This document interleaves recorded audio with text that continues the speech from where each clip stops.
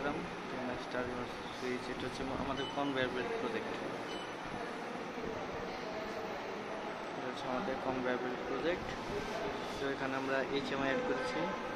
HMI হচ্ছে root skin. আমাদের HMI skin হচ্ছে 2টা। তো এটা হচ্ছে আমাদের সফটওয়্যারের আমরা কাজ করেছি। এখন দেখবো হার্ডওয়্যার। তো এটা হচ্ছে আমাদের হার্ডওয়্যার। এখানে যে আমাদের এসএমপিএস থেকে PLC লাইন দিয়েছি। এই যে আমাদের HMI রিলে, 3 বোর্ডের জন্য 3টা রিলে।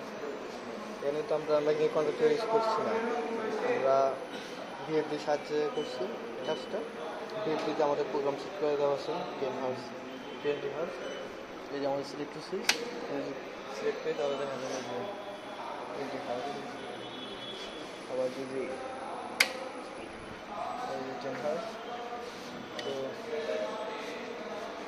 আমরা তো এর আগে দেখেছিলাম যে এই সুইচিংয়ের মাধ্যমে কীভাবে কন্ট্রোল করে, আজকে দেখবো HMI এর মাধ্যমে। তো দেখি, এটা হচ্ছে আমাদের HMI আর ডিজাইন করেছি এটা। তো দেখি স্টার্ট, আমার মোটর স্টার্ট হচ্ছে। আর যদি স্টপ করি তাহলে দেখবো যে স্টপ হয়ে যাচ্ছে। আবার স্টার্ট করি। এখন যদি আমাদের যে বেল্ট সেন্সরটা যদি ফল্ট করলে আমাদের এখানে দেখা যাবে ইন্ডিকেটর জ্বলে উঠছে যে আমার সেন্সর ফল্ট করেছে।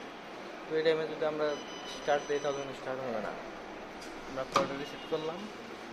এখানে হচ্ছে আমাদের এই ফল্ট রিসেট করলাম। এখন যদি তাহলে স্টার্ট হবে, এই স্টার্ট হচ্ছে। আবার এখান থেকে আমরা মোড চেঞ্জ করতে পারবো সিলেক্টরের। তো যেহেতু আমরা এখানে সিলেক্ট সুইচ ইউজ করছি তাই এখান থেকে আমরা মোড চেঞ্জ হবে না।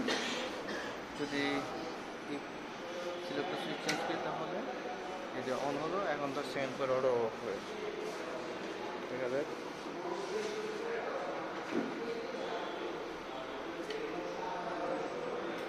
অটো কিন্তু অফ হয়ে গেল। এখন যদি স্টার্ট করি স্টার্ট হবে না, রিসেট করতে হবে আমাদের। এখন যদি রিসেট করি তাহলে স্টার্ট হবে। আর এখানে একটা অ্যাড করছি টোটাল বক্স কাউন্ট। এখন যদি আমরা বক্স কাউন্ট করি তাহলে দেখা যাবে